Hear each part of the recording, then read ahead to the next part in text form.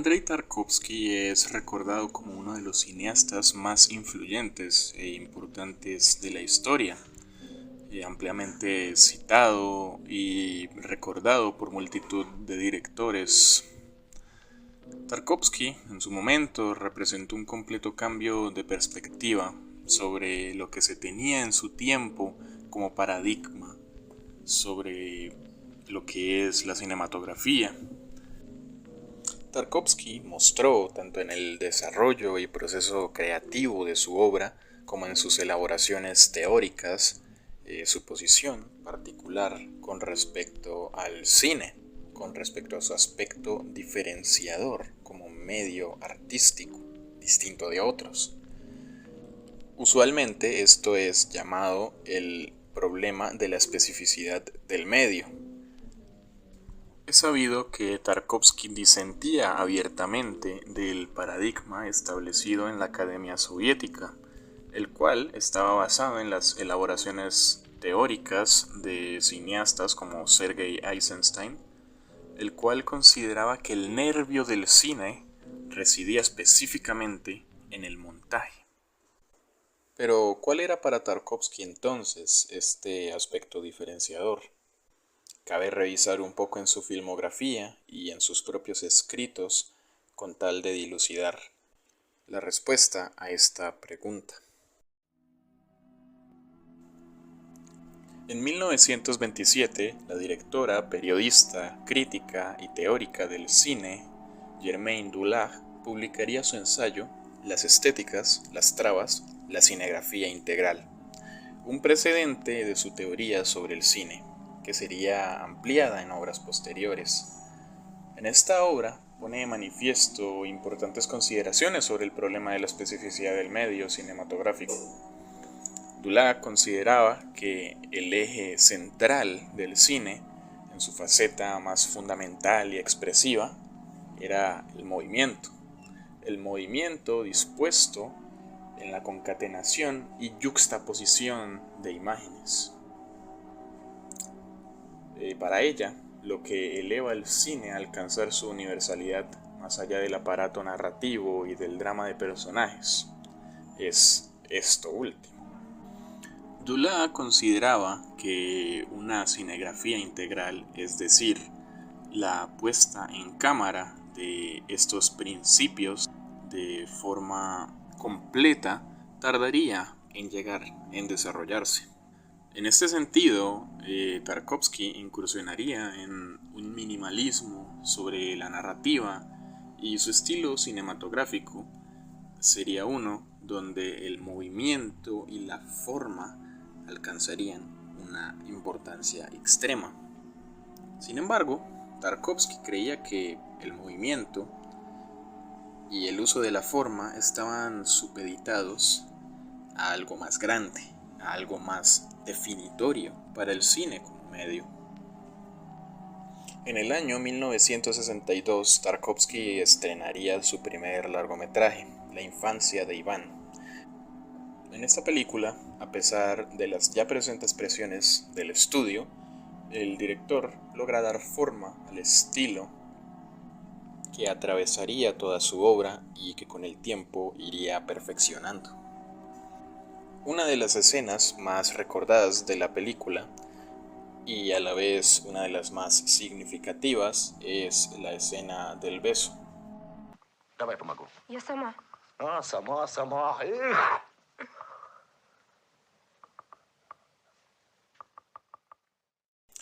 Lejos del contexto narrativo que la atraviesa, es especialmente relevante su forma.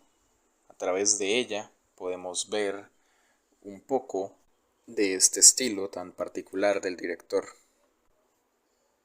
La escena transforma el movimiento de los personajes en una expresión de emoción particular. El movimiento de la cámara tiene el protagonismo, así como su posicionamiento.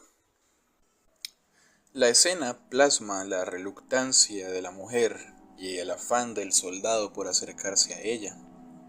La gravedad, el movimiento y la profundidad de campo logran plasmar este sentimiento de reticencia, de alejamiento.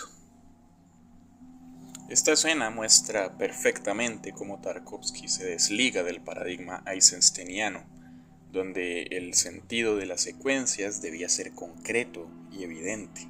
Para Tarkovsky esto era maniqueísta y falso. Dice Sergio Arroyo García en su artículo Andrei Tarkovsky, Devolver la naturaleza a sus enigmas.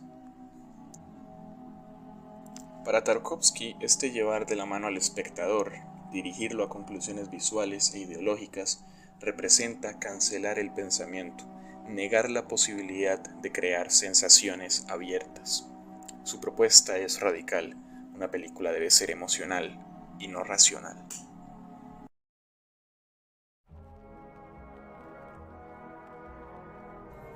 Es sabido que Tarkovsky se mostraba reluctante a las interpretaciones intelectuales y sabiondas acerca de su obra.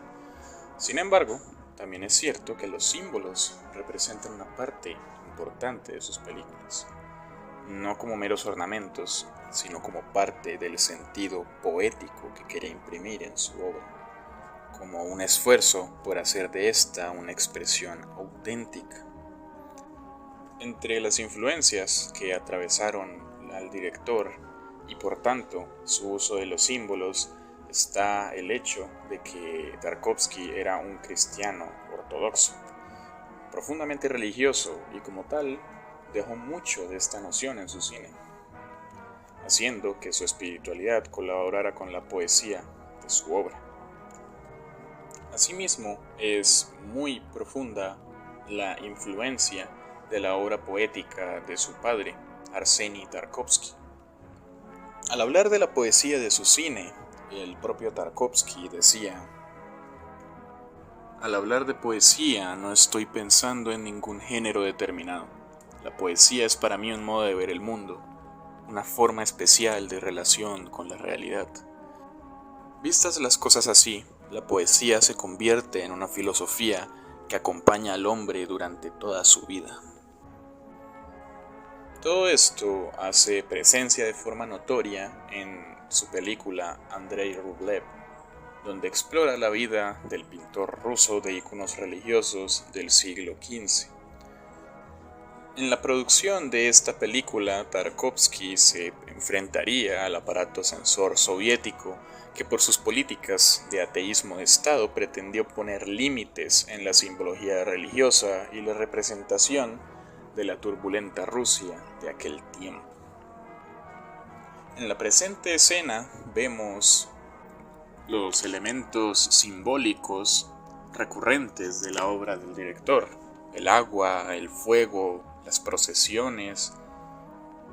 Tarkovsky muestra de nuevo cómo su acercamiento al movimiento y la forma se distingue por sus entradas lentas, por la cámara que se posa sobre las situaciones y se interna en la dinámica de los personajes.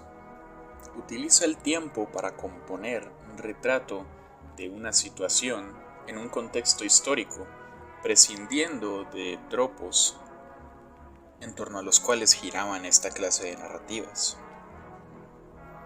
Así, recupera el pasado como una fuente viva en Andrei Rublev o la infancia de Iván, desmontando los rutinarios preceptos de una historicidad heroica y epopéyica que carcomía al cine.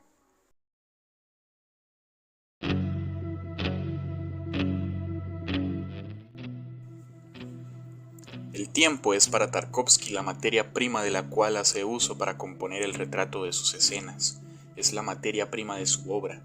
El tiempo es para Tarkovsky lo que el lápiz y la tinta eran para Pushkin o para Dostoyevsky. No en vano estos últimos eran referentes para la noción de lo artístico que tenía el director. Tarkovsky muestra reverencia por la figura del poeta, por la del pintor.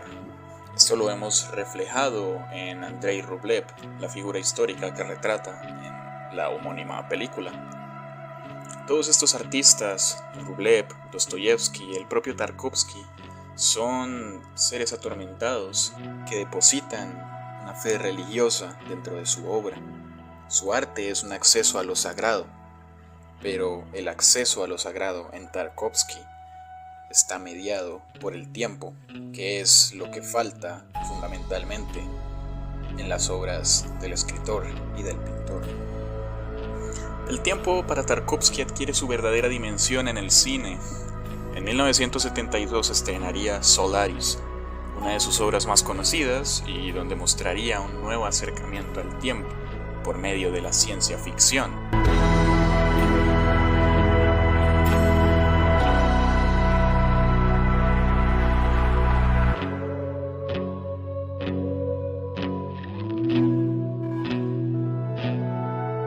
Una de las escenas más recordadas es la del túnel. Un conductor en primera persona atravesando las calles de Tokio y sus túneles, un plano secuencia que se extiende hasta la saciedad, el tratamiento sobre el color con los tonos azulados y fríos y el brutalismo de las estructuras dan la ilusión de estar adentrándonos en un futuro lejano, donde el tiempo y el movimiento se extienden hasta agotar el plano, hasta que solo identificamos las formas, las líneas y la velocidad.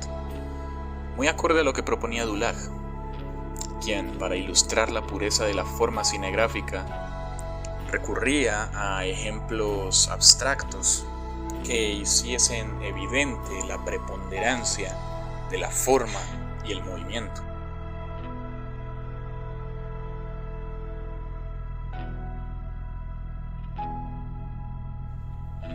Ahora bien, ¿cuál es para Tarkovsky la solución al problema de la especificidad en el cine? Retomando las apreciaciones anteriores, se hace evidente que el tiempo, desde la perspectiva de Tarkovsky, es el factor que articula las propiedades únicas, distintivas y universales del cine como medio. Al igual que Dulac, Tarkovsky parte de aquella mítica llegada del tren que en 1895 marcó el inicio de lo que hoy consideramos cine. Tarkovsky escribe: en aquel momento nació el arte cinematográfico, y no fue solo cuestión de la técnica o de una nueva forma de reflejar el mundo visible. No, aquí había surgido un nuevo principio estético. Para Tarkovsky, este principio estético es la capacidad de fijar de modo inmediato el tiempo, de poder reproducirlo cuantas veces sea y de preservarlo, al menos en teoría, para siempre. Andrei Tarkovsky murió el 29 de diciembre de 1986, al poco tiempo de haber terminado su última película, Offred, o El Sacrificio.